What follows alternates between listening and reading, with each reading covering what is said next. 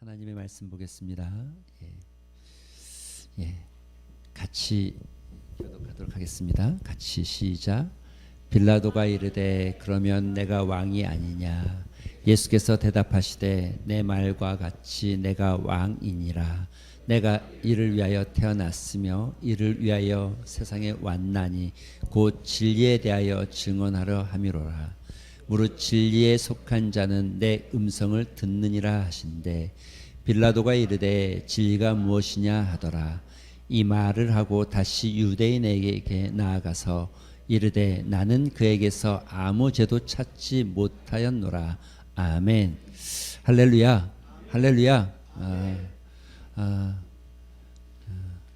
우리 또 선재가 휴가를 나왔네요. 저 뒤에 뒤에 있어도 잘 보여. 이제 운전도 아주 굉장히 잘한다고 합니다. 그리고 우리 교회 나온 지 한 2달 되는데 우리 인호라고 합니다. 이 앞에 찬양하는 늘 둥퉁하죠. 원래 그 부사관 출신인데 먹고 놀고 하도 해가지고 살이 한 20kg 쪘답니다. 근데 이번에 살을 빼고 자기의 꿈을 쫓아서 한 1년 정도, 짧으면 한 6개월 정도 호주에 워크홀릭으로 갔다 오게 됩니다. 이번 주 수요일 날 간다고 하네요. 그래서 여러분 기도해 주시고 잘 갔다 올 수 있도록, 또 그곳에서 잘 신앙생활하고 다시 일로 돌아오면 또 여기서 또 같이 교회를 섬길 텐데 살도 빠지고 또 자기가 생각했던 것을 잘 이루어 갈 수 있도록 여러분 기도해 주셨으면 좋겠습니다. 할렐루야. 여러분 저도 안경을 쓰고 있는데 세계관을 이야기할 때 가장 많이 쓰는 비유 중에 하나가 안경입니다. 사람들은 누구나 다 제가 이걸 이렇게 설명해야 될 이유가 있는 거예요. 여러분 그냥 믿습니까? 아멘 이렇게 해서 끝내면 안 되는 거예요. 신앙을 자꾸 이렇게 끌고 가면 신앙이 여러분 맹목적인 신앙이 됩니다. 이게 그나마 다행인 것은 우리가 진리를 붙잡고 있기 때문에 다행이지만 잘못하면 이단들과 달라지지 않을 수 있는 거예요. 우리의 싸움은 그냥 믿습니다 싸움이 아니고 우리의 세계관의 싸움입니다. 세계관. 여러분 세계관이 바뀌어야 생각이 바뀌어야 되는 거죠. 근데 여기 있는 세계관이 어떻게 형성되는지도 모르게끔 여러분 스스로, 이거는 누구에게는 있고 누구에게는 없고 이런 게 아니라 모두가 다 가지고 있는 거고 모두가 다 의식적이든 무의식적이든 그 세계관의 틀에서 사람을 바라보고 세상을 바라보고 하나님을 바라보고 이 땅을 바라보게 돼 있는 거예요. 그래서 여러분 우리가 이렇게 밥 먹을 때는 굉장히 친하지만 어떤 것을 막 논쟁적으로 이야기할 때는 살짝 교인끼리도 달라질 때가 있어요. 그렇죠? 이게 왜 달라지냐면 세계관이 다른 거예요. 다른 거예요. 밥 먹을 때는 다 친해요. 그런데 어떤 중요한 것을 이야기할 때, 이 세계관을 이야기할 때 가장 중요한 게 가장 많이 쓰는 비유가 안경입니다. 안경을 뭘 쓰냐에 따라서, 안경을 어떻게 쓰느냐에 따라서 보이는 게 달라지는 거예요. 저도 안경이 난시가 심하고 또 뭐 시력이 좀 안 좋아서 이렇게 벗으면 사실 잘 안 보여요. 제가 벗었는데 벗으면 이쁜 사람이 하나도 없어요, 제 눈에는. 근데 만약 벗었는데 이쁘다, 이건 좀 문제가 있는 거예요. 왜냐하면 난시가 있기 때문에 찌그러지잖아요, 조금. 근데 벗었는데도 이쁘다, 이건 좀 문제가 있는 거죠. 안경을 쓰면 안경의 색깔에 따라서 세상을 보게 돼 있는 거예요. 파란색 안경을 쓰면 파란색으로 보게 돼 있는 거예요. 파란색 세계관을 가지면 파란색으로 보게 돼 있는 거예요. 여러분 빨간색 쓰면 어떻게 됩니까? 빨간색 보는 거예요. 빨간색으로. 여러분 저쪽 동네와 이쪽 동네가 잘 안 섞여지잖아요. 이 생각이, 정치가 이게 안 섞여지잖아요. 저는 이쪽도 가고 저쪽도 가고 다 다니니까 저쪽 가면 정말 억울한 표정 짓고 이쪽 가면 또 정말 뭐 왜 저러냐 표정 짓고 이러거든요. 근데 이게 세계관이, 이 역사 속에 세계관이 있어서 그래요. 그들이 부모로부터 들은, 할아버지로부터 들은 이야기들이 있어서 그런 거죠. 서로 간에 다른 거죠. 여러분 색깔이 바뀌어지면 초록색을 쓰면 초록색으로 뿐이 볼 수 없는 게 세계관이에요. 자기가 가지고 있는 것을 벗어날 수가 없어요. 그래서 정확하게 말하면 세계관은 나고, 나를 나타내는 가장 중요한 키워드가 내 세계관이에요. 한 예배당에 같이 있어도 각자 다 다를 수 있는 여지가 충분히 있어요. 왜냐하면 이 세계관은 여러분이 살아오면서 여러분의 삶의 그 어떤 형태들, 또 여러분이 자라온 환경과 교육과 또 여러분의 부모로부터 물려받은 어떤 환경 속에서 자연스럽게 형성되어진 관점이에요. 자연스럽게 쓰게 된 안경이에요. 이게 우리가 예수를 믿는다는 건 이 안경이 바뀌어지는 거예요. 싹 완전히 달라져야 되는 거죠. 이걸 우리가 세계관이라고 말하고, 세계관은 결국 자신인 거예요. 자신. 예. 저는 저 위에보다는 여기서 설교하는 게 더 편해요. 가까이 보이니까. 위에는 좀 불편한 것 같아요. 여기가 좋은데 단을 여기까지 이렇게 낼까 봐요. 이만큼까지 다. 그러고 싶은 마음이 있어요. 이거 가까우면 좋겠어요. 더. 그런데 여러분, 우리가 이미 이야기했죠. 세계관은 그럼 어떤 것들이 있는지 이야기를 좀 제가 잠깐 짧게 아주 빠르게, 왜냐하면 이런 걸 좀 알아둘 필요가 있죠. 이제 세계관이라고 말하면 우리가 세계를 바라보는 관점인데, 이 중에 아주 키워드가 뭐냐면 신이 있다 없다예요. 신이 있다 없다. 여러분, 이거 신이 있다와 없다의 삶은 완전히 다른 삶을 사는 거예요. 똑같이 하루 세 끼 밥을 먹지만 신이 있다와 없다는 다르게 생각하고 다르게 사는 거예요. 그렇게 되어 있어요. 또 하나, 사람들이 지난 시간에 봤죠. 왜 저렇게 행동할까? 많은 학자들이, 철학자들이 끊임없이 고민하는데, 저 사람들은 왜 저렇게 생각하지? 왜 저렇게 사고하지? 왜 저런 행동을 하지? 왜 저런 문화를 가졌지라고 끊임없이 사고하면서 철학하기 시작한 거죠. 이거 철학인데, 철학의 일종인데, 그 사고를 하면서 느낀 건 뭐냐면, 아, 저 사람이 이런 세계관을 가졌구나라고 이렇게 알게 되는 거예요. 자, 잠깐 빠르게 한번 지나가 볼게요. 일단 이 세계를 인식하는 데 있어서 가지고 있는 틀은 신이 있다와 없다 두 가지로 나눌 수 있어요. 그러니까 그걸 뭐라고 그러냐면, 별로 유식하진 않은데 유식한 말로 표현하면 유신론, 신이 있다. 그렇죠? 있을 유자, 신이 있다. 무신론, 신이 없다. 이렇게 되는 거예요. 근데 유신론 안에도 생각이 다양해요. 똑같지 않아요.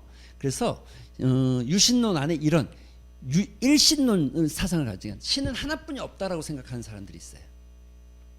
여러분, 우리 어디 같아요? 어디 같아요? 일신론. 확실합니까? 요거 좀 헷갈리면 안 됩니다. 요거 좀 헷갈리면 곤란해집니다. 예. 그런데 일신론을 믿는 사람들이 몇 부류가 있어요.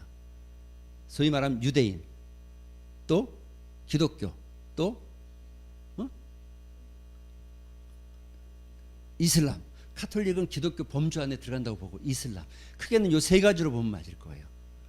불교는 다른 개념으로 좀 해석하시는 게 더 좋죠. 이렇게 세 가지로 보는 게 맞습니다. 그 세 가지 중에 차이점은 여기 이 세 가지의 차이점은 딱 하나예요.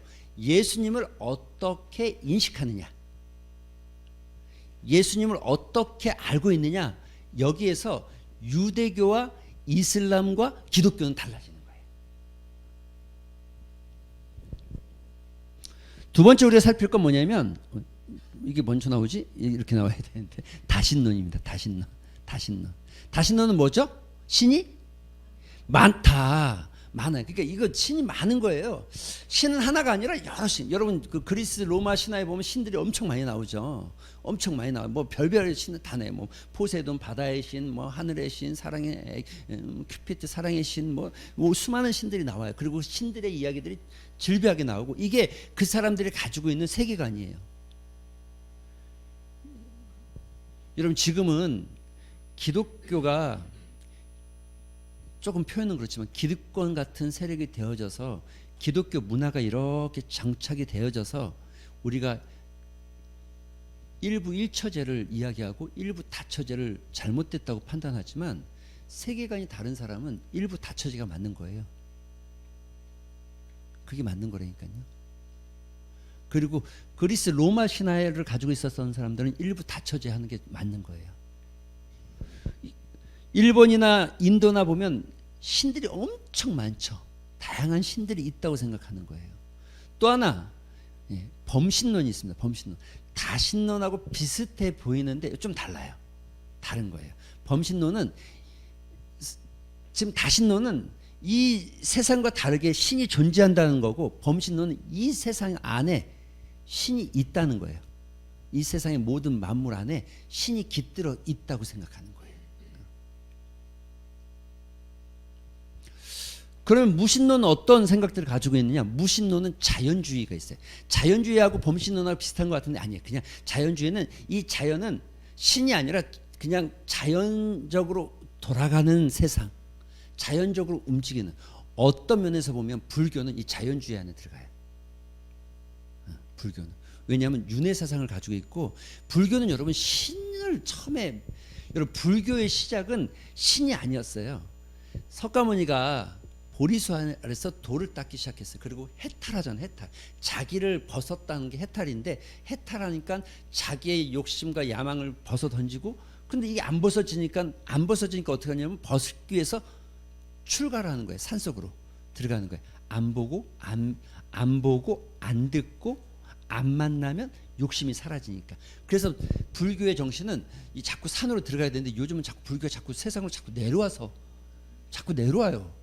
기독교를 닮아가지고 그러나 봐. 그래서 저 가끔 그런 생각 하잖아요. 불교학교 뭐 이런 거 하면 여름 선교학교도 아니고 불교학교 이런 거 하면 왜 저런 걸 따라하는 거지 싶은 마음이 들 때가 있어요. 근데 불교의 정신으로 하면 그런 거 하면 안 돼요. 실제로. 근데 그런 불교가 원래 이 불교는 우리가 말하는 동남아에서 시작한 거잖아요. 근데 이게 극동 쪽, 이게 세계를 볼 때 우리나라가 있는 데가 극동아시아라고 그러잖아요. 별거 아니에요. 극동이라고 자꾸 표현하는 건 유럽에서 보면, 유럽에서 우리나라가 끝에 있는 아시아에서 극동인 거예요. 그리고 사우디는 가운데 있으니까 중동이고, 그리고 여러분 이스라엘은 자기네 가까이 있으니까 근동이고. 되게 웃겨. 지들이 중심이야. 이해가 안 돼. 우리가 중심인데 왜 지들이 중심인지 모르겠어. 자꾸 우리한테 극동이라고 그래서 좀 기분이 좀 나쁜데, 어쨌든 통용되는 단어니까 그렇게 돼 있어요. 그래서 이 불교는 그쪽에서 시작해서 중국을 거쳐서 들어오면서 이게 소승불교, 대승불교로 나눠집니다. 소승불교는 여전히 돌을 닦고 자기 해탈하는 건데, 대승불교는 이게 자연스럽게 샤머니즘과 맞물리기 시작하고, 샤머니즘은 무속신앙을 말하는 거죠. 맞물리기 시작하면서 신의 존재에 대한 의미를 갖기 시작한 거예요. 4대 천왕 뭐 이런 것들이 다 거기서 나오는 거예요. 불교는 원래 윤회가 중심입니다. 윤회가 중심이죠. 자연주의는 이 현대판 자연주의는 뉴에이지 문화나 이런 것들이 자연주의죠. 자연은 만물이, 우리는 자연 안에서 한 존재일 뿐이고 자연의 흐름 속에 있는 사람일 뿐이지, 뭘 그냥 자연의 흐름대로 살아가면 되지, 네가 뭘 그 대단한 존재라고 이렇게 말하는, 자연의 큰 흐름에 우리는 한 존재일 뿐이다라고 생각하는 거죠. 두 번째는 염세주의입니다. 염세주의의 특징, 비난하고 비관하는 자들이에요. 이 땅은 완벽할 수가 없고, 이 세상들, 사람들, 이 지구는 온전할 수가 없고 이게 착할 수가 없어라고 아예 비관적인 사람들을 염세주의라고 합니다. 염세주의와 비슷하지만 좀 다르죠. 허무주의는 염세주의랑은 좀 달라요. 신이 없다고 생각하기 때문에 의미가 없다고 생각하는 거예요. 의미가 사는데 무슨 의미가 있어? 우리가 뭐 이 땅에 살다가 사라지면 끝나는 건데 무슨 의미가 있어? 뭘 많이 먹으면 뭐해? 그냥 적당히 살고 죽게 되면 죽고 그럼 되는 거지. 이런 생각을 가지고 있는 게 무신론자죠. 그리고 여기 하나 더 있죠. 실존주의자는 유신론적 실존주의자, 무신론주의자, 이렇게 두 부류로 나누는데, 유신론은 일단 빼고 무신론은 뭐냐면, 여러분 실존이라고 하면 자꾸 헷갈리니까 이렇게 생각하면 아주 좋아요. 책상은 존재하는 거죠. 존재하죠. 책상 요거 존재하죠. 근데 이 책상에 의미가 뭐가 있어요? 자기 스스로 의미를 찾을 수 없는 그냥 존재자잖아요. 이건 존재한다고 말하지만 인간은 실존한다고 얘기하는 거예요. 인간은 존재한다고 안 하고 실존한다고 해요. 왜냐하면 인간은 인간 스스로 자기의 삶의 의미를 찾는 존재이기 때문에 실존주의는 의미를 찾는. 근데 무신론자는 뭐냐면 신이 없이 이 자연에서 자기의 존재의 의미를 찾으려고 하는 자를 무신론적 실존주의.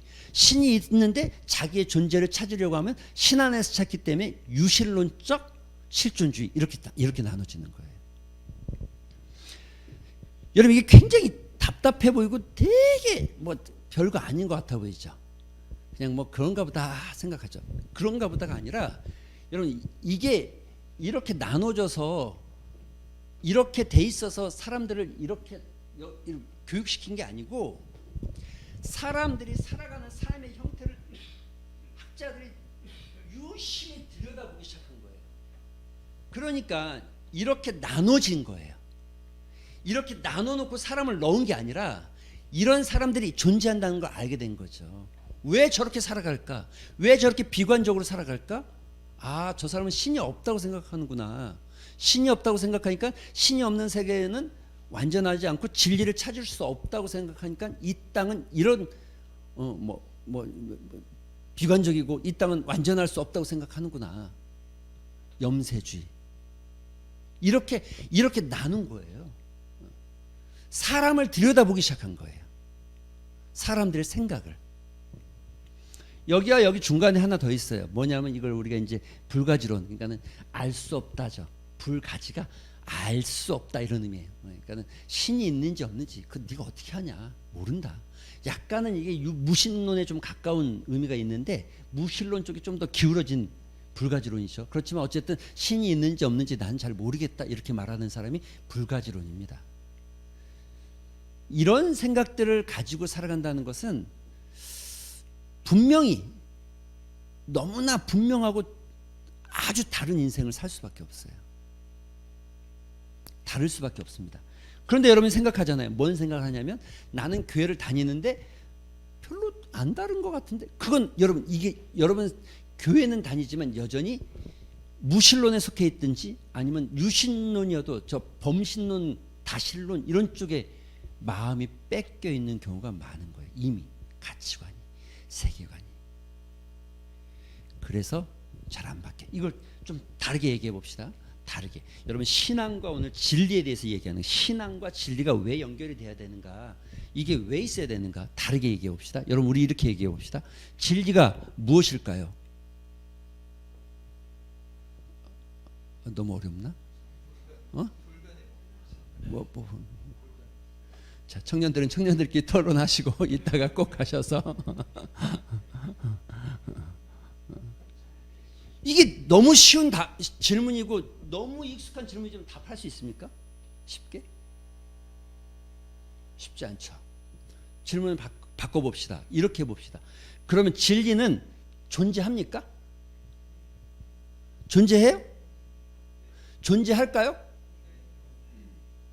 진리가 존재한다는 전제를 가졌다면 여러분 우리가 그러면 이런 생각을 해야 되는 거죠. 자, 진리가 뭔지는 모르겠지만 진리가 존재한다면 우주와 인간의 모든 존재와 현상을 설명할 수 있어야 하지 않을까요? 아닌데도 진리가 될 수 있어? 그러니까 그건 진리라고 표현하기는 절대 진리라고 표현하기는 이런 생각해야 되겠죠. 인간이 살아가야 될 방법을 제시할 수 있는. 여러분 우리가 지난 시간에 세계관에 대해서 설명하면서 왜 복음이 능력이 있다는 얘기를 하면서 복음이 인간의 이 땅의 문제를 해결할 수 있기 때문에 능력이 있는 거예요. 우리가 살고 있는 땅에서 그러니까 인간이 살아가야 될 진짜 방향을 제시할 수 있는 게 아니라면 진리라고 말할 수 있겠어? 그걸 진리라고 표현할 수 있어요? 인간이 살아가는 삶의 현상과 우리가 존재하는 이 땅을 설명하면서 진리처럼 말한다고 하면 그게 진리일 수 있겠냐는 거죠. 여러분과 저는 기본 베이스가 기독교라는 전제를 가지고 있기 때문에 이 이야기를 들으면서 제 설교를 들으면서 느끼는 게 한 가지로 귀결될 수 있을 겁니다. 그런데 여러분 우리가 진리를 이야기할 때 질문을 바꾸면 이렇게 돼야 되는 거예요. 이 진리가 존재한다면 이 진리는 그러면 인간을 초월한 존재에게서 나와야 한다는 거죠. 왜냐하면 우리는 완전하지 않으니까. 우리가 가지고 있는 생각들과 우리가 추구해온 모든 역사 속에서 증명하고 있잖아요. 철학자들은 끊임없이, 여러분, 철학자들은 이 땅에 진리를 찾았던 사람들입니다. 그게 여러분이 살아온 생활, 이 삶의 이 크기가 아니라 여러분이 살아온 삶의 크기에 수백 배 많은 시간을 들여가면서 생각해내는 겁니다. 철학자들은. 이 땅이 왜 이렇게 살아가야 되지?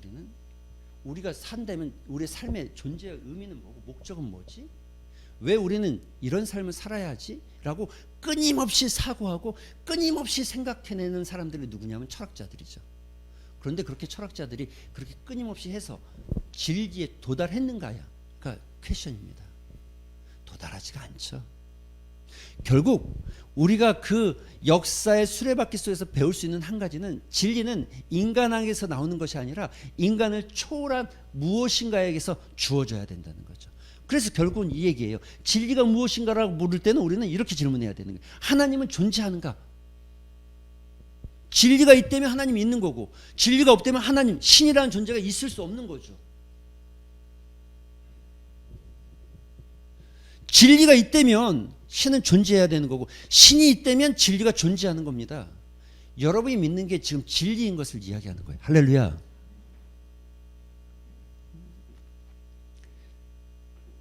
조금 잘 생각해 보시면 답이 나와요.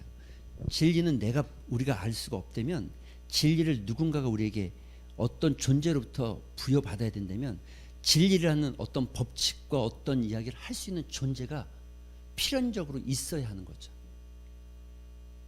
그 필연적으로 있다는 전제하에서 진리가 이야기될 수 있는 겁니다. 만약에 그 존재가 없다면 진리는 그냥 상대적인 거고, 진리는 존재하지 않는 거예요. 우리가 말하는 진리라고 말하는 건 절대적인 진리가 아니라 상대적이고 상황적인 진리만을 이야기하는, 끊임없이. 포스트 모더니즘이 그런 거죠. 포스트 모더니즘의 핵심 중에 하나가 상대주의입니다. 상대주의. 권위를 해체하고 상대주의. 권위를 해체하는 이유가 뭡니까? 권위를 가진 누군가에 의해서, 물론 이 권위를 가진 사람들이 이 잘못된 지배, 인간의 권위를 부여했더니 잘못된 권위를 부여받은 그 인간이 이 땅을 어렵게 만드는 현상들을 보면서 권위를 탈피하려고 합니다. 그래서 저희가 어렸을 때는 대통령님이라고 하지만 요즘 아이들은 대통령 또 과한 거예요. 문재인 아니면 이재인, 저재인, 문재인, 윤석열 뭐 이렇게 부르는 게 권위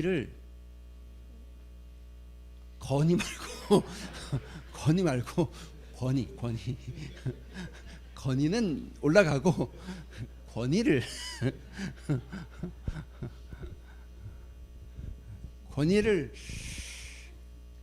권위로 받기로 동의합니까? 우리 교회 또 박기로 집사님 계시잖아요. 받기로 동의합니까?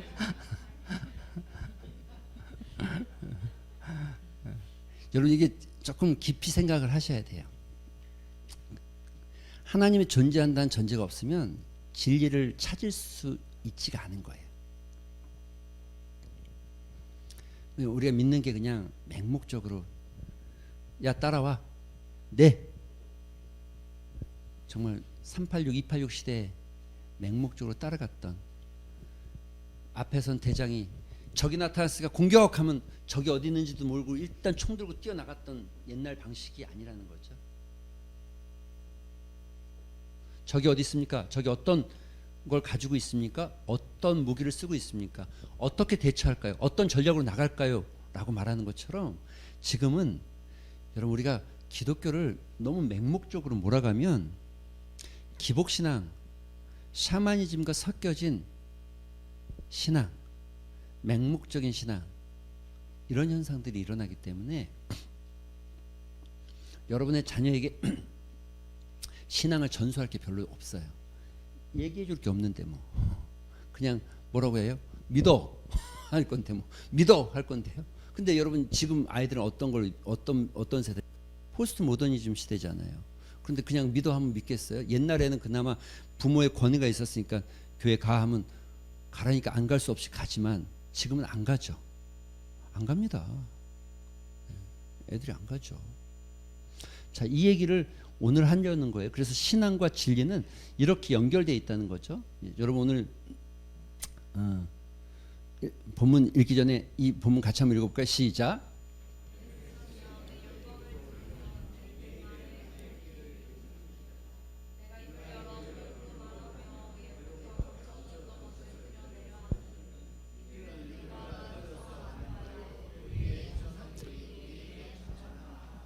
이 말씀을 제일 많이 쓰는 데가 어딘 줄 아십니까? 신천지. 여러분 지금부터 신천지 교육하는 건 절대 아니고 신천지에서 이 말을 제일 많이 써요. 뭐 감춰져 있던 거, 감춰져 있던 것을 드러내는 거, 누가 하냐 이런 거예요. 그런데 이 얘기는 뭐냐면 내 백성이여 내 율법을 들으면 내 입의 말에 귀를 기울여라. 내가 입을 열어서 말하고 예로부터 감춰졌던 비유라고 되어 있는 말 때문에 더더군다나 신천지들이 자꾸 이걸 쓰는 거예요. 말하고 예로부터 감춰졌다. 얘가 어떤 거예요? 옛날부터 감춰졌다. 어떤 거? 원래 있었던 진리에 대해서 알지 못하는 것에 대해서 드러내려고 이는 우리가 들어서 아는 바요 우리의 조상. 누구 무슨 얘기예요? 이미 아브라함 때부터 하나님께서 노아 때부터 하나님께서 말씀하셨던 이야기들을 하나님께서 여러분 세계관에는 분명히 존재하는 게 있어야 되겠죠. 이야기와 하나의 결단과 삶의 토대라고 그랬잖아요. 이야기가 있어야 되는 거예요. 이야기가 그냥 뭐 농담 따먹기 이야기가 아니라 그 사람의 세계관을 형성하는 이야기가 존재해야 되는 거예요. 우린 다 그런 이야기를 듣고 자라면서 어려서부터 자랐기 때문에 여러분 남녀 7세 부동산 이런 것들을 듣고 자랐기 때문에 그 이야기 속에서 우리가 세계관이 형성되게 돼 있는 거예요. 그러니까 하나님께서 지금 창세기를 통해서 이야기를 하시는 거죠. 자기의 이야기를 하고 있는 거예요. 인간에게 모세를 통해서 자기의 이야기를 들려주고 있는 거예요. 이 땅은 이렇게 만들어진 거야. 내가 다스리려고 만드는 거야. 그리고 내가 너희를 이렇게 만들었던 거야. 너희가 나를 배반하고 나가서 이런 저주들을 받게 된 거야. 이런 외로움과 괴로움과 또 이런 불안함과 두려움, 허무함을 가지고 살아가는 거야. 그런데 너희가 내 안에 들어오면 다시 회복될 수 있는 거야 라고 하나님께서 창세기를 통해서 이야기한 거예요. 그리고 창세기를 통해서 이야기했던 그 법칙을 레위기를 통해서 말씀하시고 신명기와 민수기를 통해서 재차 반복해서 이야기하고 부터 사사기부터 뭐예요? 그 이야기 속에서 살아가는 사람들이 그 이야기를 벗어났을 때 어떤 결과가 주어졌는지 어떤 삶이 되어졌는지를 이야기하는 거예요. 계속 끊임없이 반복적으로 하나님의 이야기를 듣고 하나님의 말씀과 세계에 따라서 살아가야 될 것을 하나님 요구하시고 그 요구대로 사는 사람에게 어떤 하나님의 축복, 그러니까 하나님 다스림이 있는 거죠. 다스림, 통치, 어떤 통치가 있는지를 알려주는 거죠. 그런데 그것을 자꾸 벗어나는 사람들 있잖아요.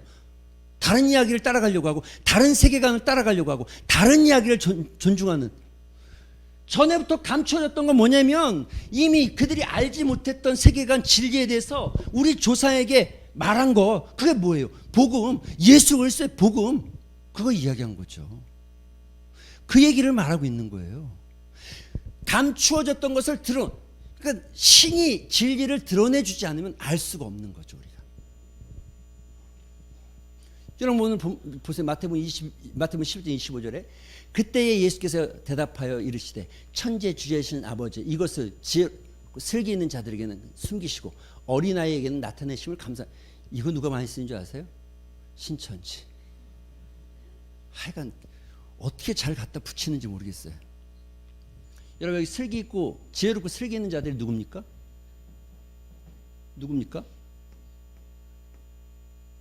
그 당시로 이야기하면 서기관이고 바리새인이고 또 제사장들일 겁니다. 그 당시로 얘기하면. 그런데 이걸 좀 더 넓게 얘기하면 이런 거죠. 자기가 진리를 찾을 수 있다고 생각하는 모든 사람들, 자기의 머리로 이 땅을 이해할 수 있다고 생각하는 모든 사람들, 슬기롭고 지혜 있는 자에겐 감췄다. 이거는 하나님이 안 보여줬다가 아니라, 여러분 이거는 그 표현 중에 과장된 그 표현인 거죠. 이게 지금 너가 보려고 하는데 내가 안 보여주려고 이렇게 감춰놓은 게 아니라 지혜롭고 슬기 있는 자들, 똑똑하다고 말하는 사람들에게는 이게 보석으로 안 보인다는 거예요. 이걸 왜냐하면 자기가 가지고 있는 세계관, 자기 철학과 자기 판단에 자기 세계관으로 살아가는 사람들은 하나님의 법칙과 하나님의 것을 알 수가 없다는 거예요. 그 진리를 깨달을 수가 없다는 거예요. 여러분, 어린아이가 뭡니까? 어린아이의 특징이 뭡니까? 어린아이의 특징 여러 가지. 성품적으로 어린아이는 뭐 정직하진 않아요. 그렇죠? 별로 정직하진 않은데 애들 저도 길러봤는데 그렇게 정직한 건 아닌 것 같고 정직이 아니라 두 가지. 하나는 부모의 말에 단순하다는 거죠. 두 번째는 지식적으로 아직 아무것도 형성되지 않았다는 거죠.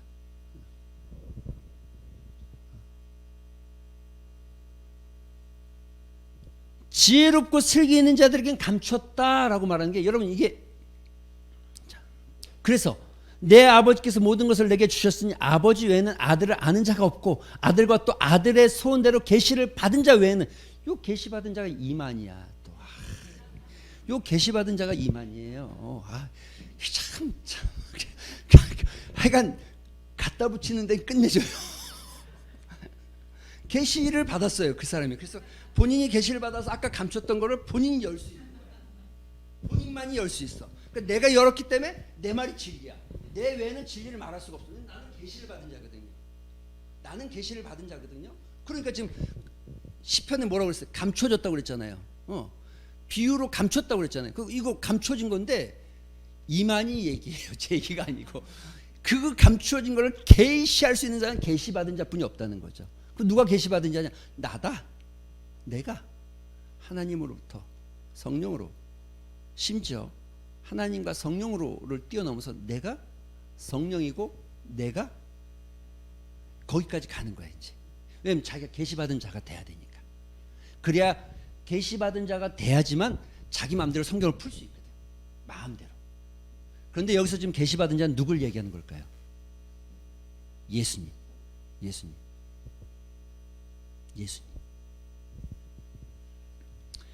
그러니까 하나님께서 이 땅에 인간들이 살고 있는 이 땅 가운데 자기들 나름대로 수없이 이 땅을 돌아가면서 인간은 타고나면서부터 실존주의였기 때문에 자기의 존재를 알아가려고 노력하고 그냥 눈 뜨면 일어나가지고 나가서 동물 잡아먹고 와가지고 배부르면 또 자고 또 눈 뜨면 일어나서 동물 잡아먹고. 우리 집 강아지는 그렇게 해요 실제로. 왜냐하면 내 존재가 뭐지, 나는 이렇게 살면 안 되는데 이런 생각을 하지 않아요. 강아지는 한 번도 그렇게 안 해요. 그냥 주인이 오면 꼬리를 흔들고 밥을 주면 더 꼬리를 세게 흔들고 밥을 안 주면 또 삐져가지고 좀 누워있고 요게 다예요. 먹고 싶은데 안 주니까. 그런데 우리는 먹는 게 전부가 아니잖아요. 인간은 그래서 본능적으로 사냥을 하지만 사냥하는 것에서 끝난 게 아니에요. 사냥을 하면서 자기의 존재를 찾아가기 시작하는 거예요. 타고나면서부터. 그리고 내 존재가 무엇인지에 대해서 사고하기 시작하면서 신의 존재를 의식하기 시작하고 때때로 그 신의 존재를 의식했는데 하나님의 존재를 의식하지 못하고 이 자연의 만물을 보니까 저렇게 높은 산은 저 산은 우리에게 먹을 걸 주고 저 산은 우리에게 쉼을 주고 저 산은 진짜 대단하다. 저 산이 신과 같은 존재처럼 이렇게 생각하면서 그렇게 하면서 발전되기 시작한 게 철학이고 사고입니다. 그런데 인간이 아무리 그렇게 노력을 해도 자기 스스로는 진리에 도달할 수가 없는 거잖아요. 그래서 하나님께서 진리를 주시기 위해서 성경을 주셨고 그 진리의 계시자로 진리를 이루시고 완성하는 계시자로 예수 그리스도를 이 땅에 보내심으로 너희가 하나님 나라에 들어올 수 있는 길을 열어주신 거거든요. 그게 성경의 핵심이거든요. 여러분 오늘 여러분이 읽은 본문도 이겁니다. 빌라도가 이르되 그러면 내가 왕이냐? 예수께서 내 말과 같이 내가 왕이다. 내가 이를 위해서 태어났다. 나 왕이다. 난 이것 때문에 태어났고 그리고 뭐라고 그럽니까? 이를 위하여 세상에 왔는데 곧 진리에 대해서 증언하기 위해서 내가 왔다는 거예요. 진리를 알려주기 위해서 예수님이 오셨다는 거예요. 여러분 스스로 진리를 알 것 같으면 예수님 올 필요가 없죠. 신이 존재하지 않으면, 신 초월한 진리를 우리가 추구하지 않으면, 내 안에서 내 스스로 진리를 추구하려고 하는 사람은 끊임없이 아무리 얘기해도 여러분 신앙이 잘 안 들어가죠. 그래서 이 깨달아줘야 돼. 깨닫는 게 은혜예요. 그래서 깨닫는 게. 예수께서 진리를 알려주기 위해서, 진리에 대해서 말씀하기 위해서, 증언하기 위해서 왔다 라고 분명하게 이야기하고 있다는 거죠. 그럴 때 빌라도가 이렇게 묻는 거예요. 진리가 뭐냐? 여기서 이야기가 끝나요. 그리고 이 말을 듣고 다시 유대인에게 나왔다는 거예요. 근데 진리가 뭐냐? 그랬더니 진리 뭐라고 그랬을까 예수님이요? 진리가 뭐라고 그랬을까? 진리가 뭐냐? 그랬더니 예수님 뭐라고 그랬을 것 같아요? 여기 그렇게 돼 있잖아요. 빌라도가 이르되 진리가 무엇이냐? 그러면 예수님 뭐라고 그럴 것 같아요? 진리는 나다. 나. 그래서 예수님 뭐라고 그랬어요? 14장에 이렇게 돼 있는 거예요. 같이 읽어볼까요? 시작.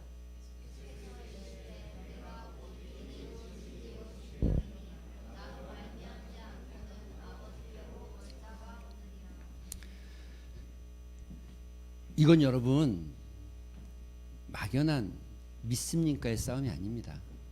이건 잘못된 신념은 오히려 그릇된 신념은 오히려 신념이 없는 것보다 더 무서울 수 있습니다. 여러분 그래서 이 잘못된 신념을 가진 이단들이 사람들을 죽이거나 공격하는 게 잘못된 신념을 가지고 있기 때문에 그렇습니다. 우린 잘못된 신념에서 우리의 신앙을 키워가는 게 아니라 우리의 진리가 무엇인지 그 진리의 토대 위에서 우리의 신앙이 성장해야지 건강해지는 겁니다. 신앙은 그냥 믿습니까 싸움이 아니라 진리가 무엇이냐에 대한 싸움이고, 그 진리가 무엇이냐에 대해서 묻기 시작할 때 어쩔 수 없이 여러분 우리는 하나님 앞에 나아갈 수밖에 없는 구조가 되어 있습니다. 진리가 무엇인지를 궁금하기 시작하고 진리에 대해서 알아가려고 노력하기 시작할수록 우리는 하나님 앞에 나아갈 수밖에 없다는 거죠. 왜냐하면 초월적인 존재에게서 진리가 나와야 하니까. 오늘 우리의 신앙이 이런 바른 진리 위에 세워지는 은혜가 있게 되길 소망합니다.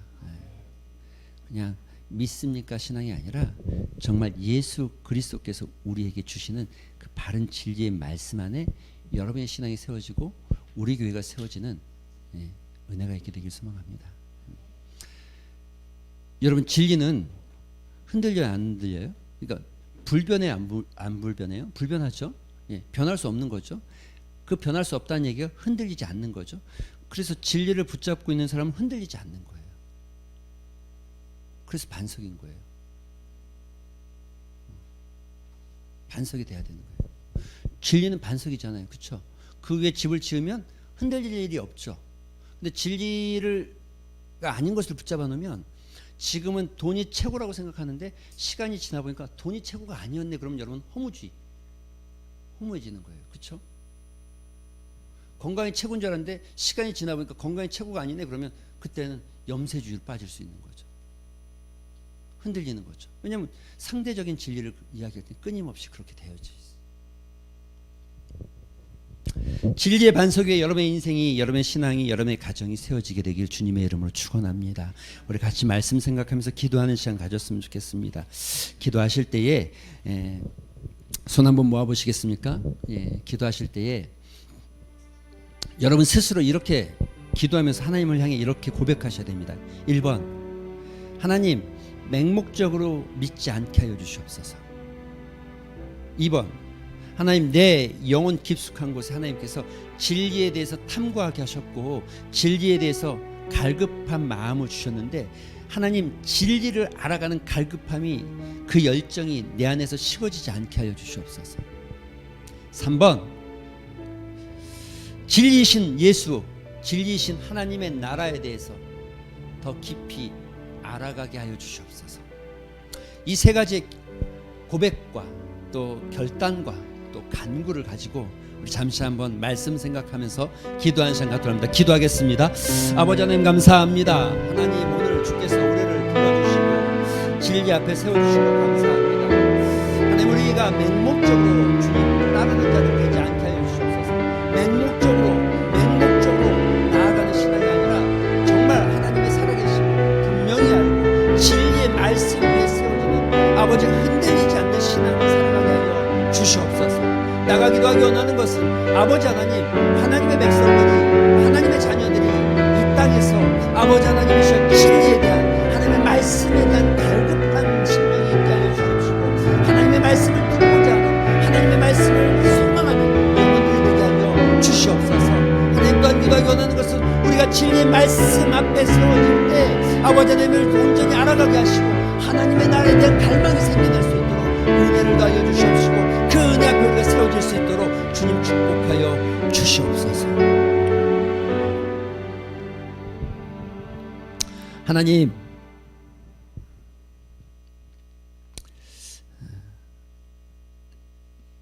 무조건 맹목적으로 모르는데 모르면서 믿는 그런 어리석은 신앙이 아니기를 소망합니다.